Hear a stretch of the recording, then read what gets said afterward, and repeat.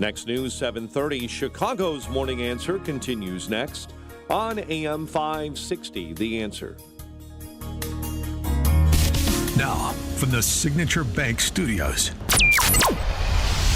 This is Chicago's Morning Answer with Dan Proft and Amy Jacobson on AM 560. The Answer.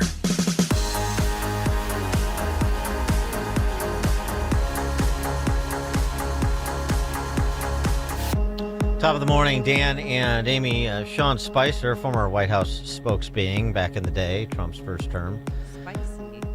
Spicy. Yeah. He was on with Megyn Kelly on her podcast, and amidst all the swirl over the Bob Woodward book and the pronouncements from the military brass, the Mark Milley's and the John Kellys, they got into a interesting conversation. Spicer gave some good inside perspective on the personality clashes between some of those members of the military brass and the president over ego and how much that may be driving their public denouncements.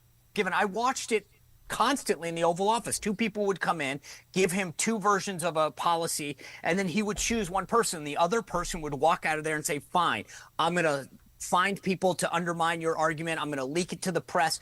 People around him have big egos. And when he said, I watched him bring in a bunch, we were talking about Afghanistan policy one day, and he said, I want 10 enlisted soldiers to come in that have served in Afghanistan. And he sat around a table and said, tell me about your experience. And it pissed a lot of people off that he wasn't taking the advice of the more senior people and asking the actual enlisted folks, tell me what your experience has been. Did you understand the mission? Are we winning? Are we moving forward? Were you getting the equipment and the tools that you needed?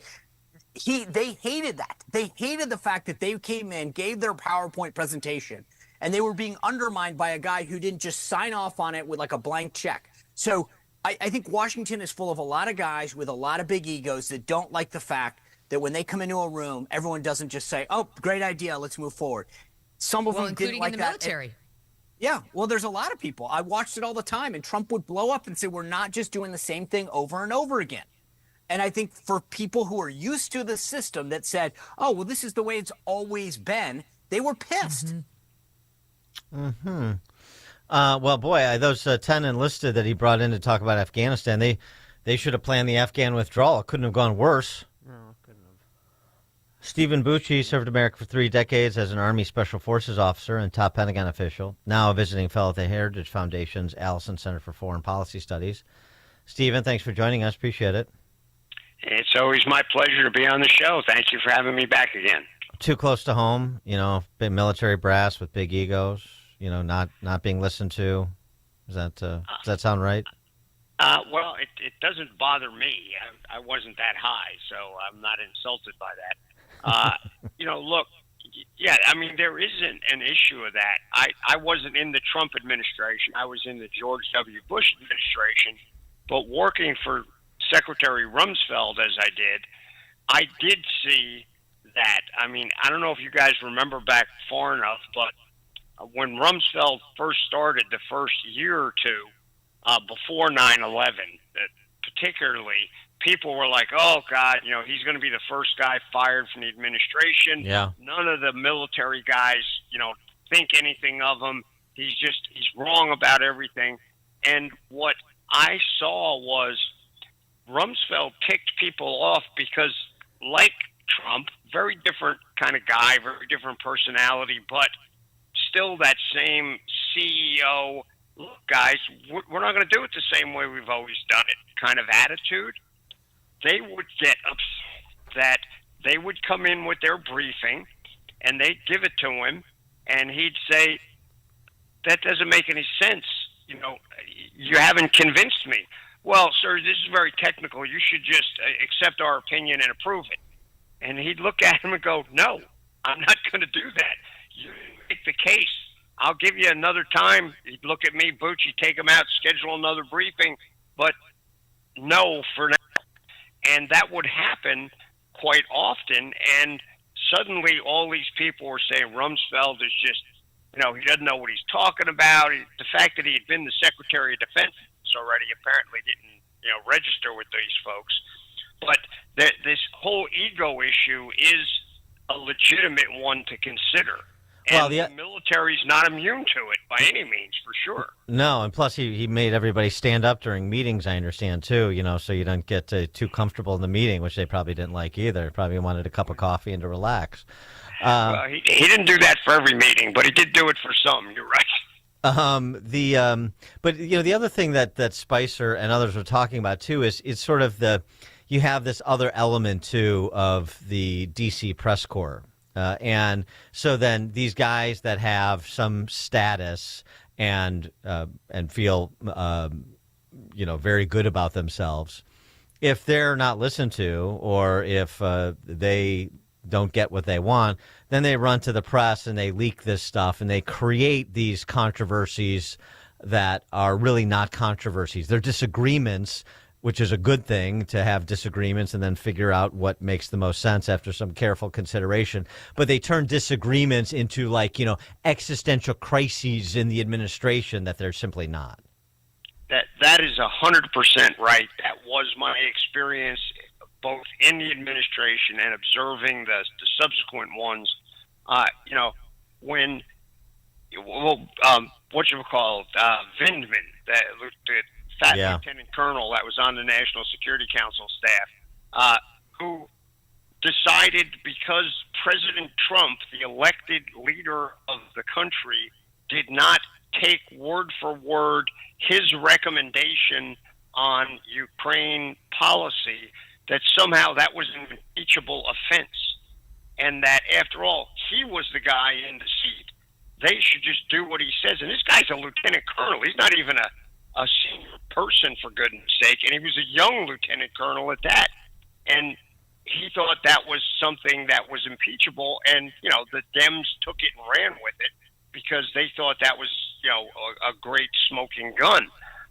Similarly, when President Trump came in the last time, I don't know if you remember the controversy about his presidential daily intelligence brief, right? That they said, "Oh my God, the president." He said, "The briefer, look, if all you're doing is telling me what happened last night, send me a memo and a copy of the newspaper, and I'll read it.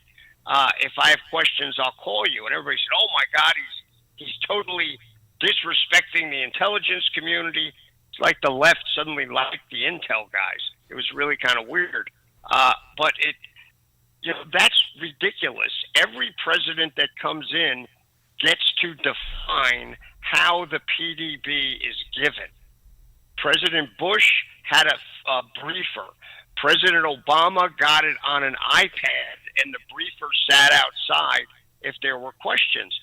So, to sit there and think because President Trump didn't like the way those first couple were given to him, that's somehow some existential crime is ludicrous.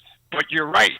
When people get their feelings hurt in Washington, the first thing they do, and frankly, this is unprofessional and should be squashed, is they run and leak it to the press. And, that's just, to me, as a military officer, I find that reprehensible.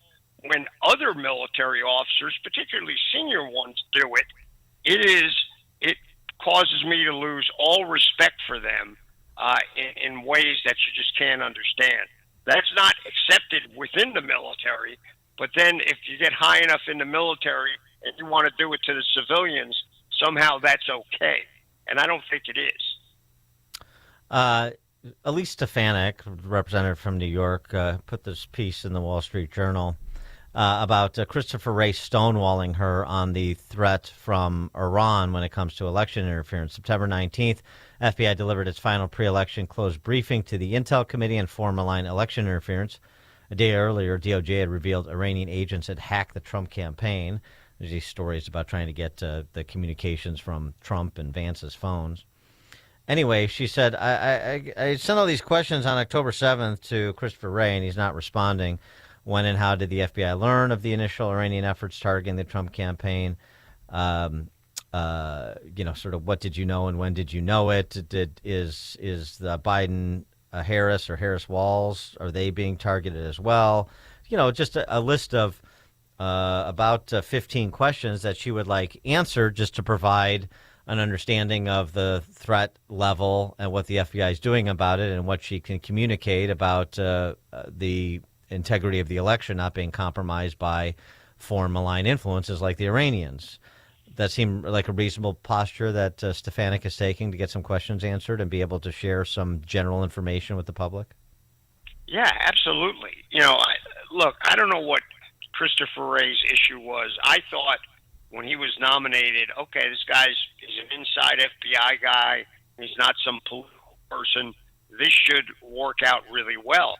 And he's turned out to be, one of the worst I've ever seen.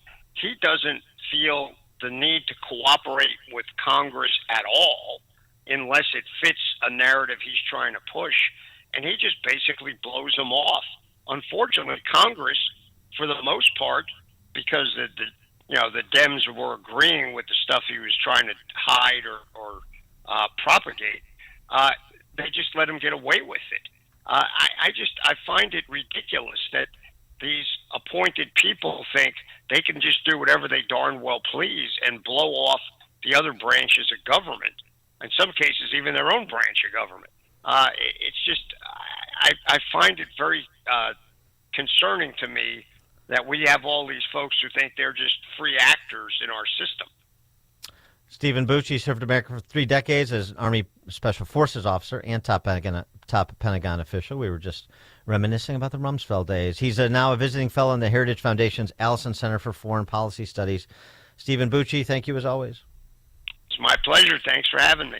Thank you. And he joined us on our turnkey.pro answer line. There's only one radio show in Chicago talking about today's biggest stories and telling you what they really mean.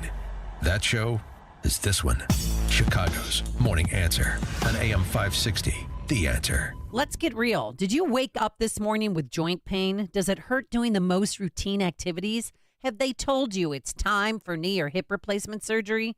Hi, it's Amy Jacobson, and stop what you're doing and listen. You deserve a life of comfort and ease with no surgery and no meds. And if you're a good candidate for these new treatments, QC Kinetics can get you there. Folks, it's an all-natural approach